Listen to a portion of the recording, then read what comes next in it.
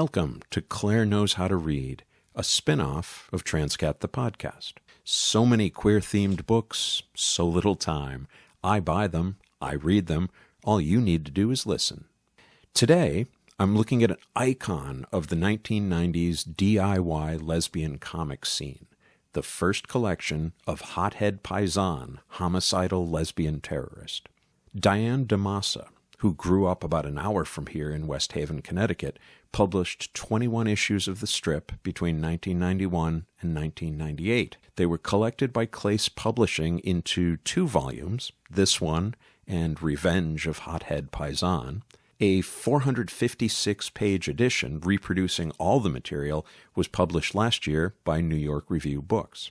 Hothead is rail-thin, with sharpie black hair that's every bit as unruly as her temper.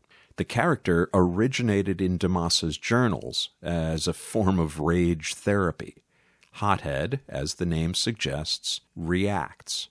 She is inspired to violence by the white, male, cis-het privilege that dominates everything around her, the media, the news, advertising, and an endless string of moronic passers-by.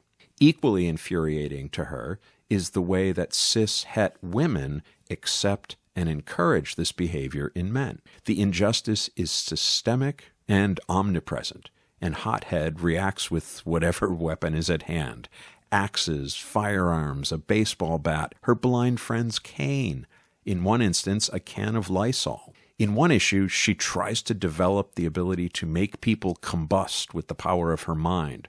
Spoiler alert, she succeeds. The violence is gratuitous and cathartic. Even in the issue where she travels to Provincetown for some rest and relaxation, all she can see is this circus of heteronormativity.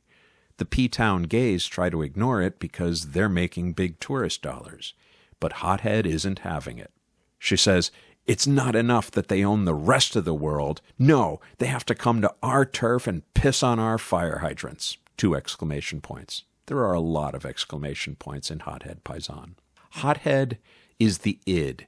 No constraints, no conscience, no consequences. The ego and superego are provided by the cast of supporting characters. There's Roz, who tries to counsel and educate our heroine, but it's a daunting task. Says Hothead, "Oh, right, tell me how to educate a serial rapist. You get what you put out, and those motherfuckers deserve everything they get." 3 exclamation points. There's also an idder-than-id character, Hothead's astral second self, who urges her on to even greater acts of destruction. Then there's my favorite character, Chicken. Chicken is Hothead's cat, her heart, her home. DiMassa instills the drawings of Chicken with all the emotions that Hothead can't express: joy, serenity, affection. The panel of Chicken in a cat yoga class made me laugh out loud. Alison Bechdel's pull quote on the back cover of the book is, quote, "Hothead is the backlash to the backlash." Throughout the post-Stonewall 70s, and then into the AIDS crisis in the late 80s and early 90s, progress was made in terms of queer visibility and civil rights. Then came Falwell's Moral Majority, which of course was neither, and the Moral Majority found a seat at the table in the Reagan administration. Enter Hothead.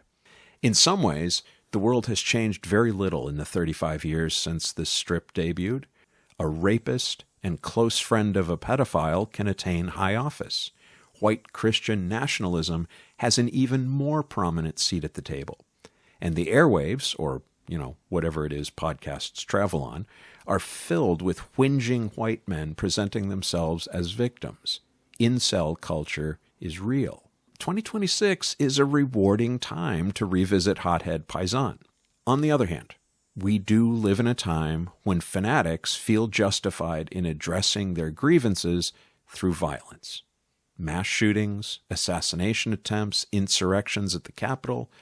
Maybe the time for violent fantasies, however justified, has passed. Cancel culture, which was a primary tool of the moral majority, is now an unendurable burden for the right. How dare you curtail my freedom of speech? My thoughts on that. Hothead is art. raw, squiggly, visceral black and white art, and good art should hold up a mirror to reality. It should not make you feel comfortable. DiMassa does this. Now, I happen to agree with the reasons for this character's rage, so I enter the discussion with a degree of sympathy. On the other hand, I am offended by the anti-trans comedy routines of Dave Chappelle, but I recognize that his stand-up is also art. He is also holding up a mirror. Now, I don't like it, I don't agree with it, and I don't appreciate those bits, but it doesn't change the fact that Dave Chappelle is one of the most important stand-ups since Richard Pryor. This is an issue we need to address. Our culture is a violent one, always has been. Hothead sees this and reacts because that violence is systemically used to oppress marginalized groups. If the goal is to render us powerless, how can we not meet violence with rage? In my opinion, there's a difference between an empowerment fantasy and how we behave in the real world, or at least there should be. Art must be allowed to provide catharsis. Hothead is a one-dimensional character, yes. She is developmentally stunted. She can never be at peace for longer than the 6-panel sequence when she travels to space to talk with the goddess. But the work overall fleshes out the discussion, and I think shines a light on why Hothead is the way she is and whether her behavior is justified or acceptable. Context matters. Engage with art, even the art that challenges you. Don't be afraid. Don't turn away. This is the sort of art that will make you think, that will lead you into conversations where we can address problems of systemic injustice without violence. So check out Hothead Paisan, Homicidal Lesbian Terrorist. You're guaranteed to get exactly what the title promises. Season 5 of Transqat is coming your way soon, along with more episodes of this book-centric adjunct. Also, I've been experimenting with AI and what it might be able to do for the show. Look for the results of that in your feed as well. Until then, I'm Claire. Go buy some books and read the hell out of them.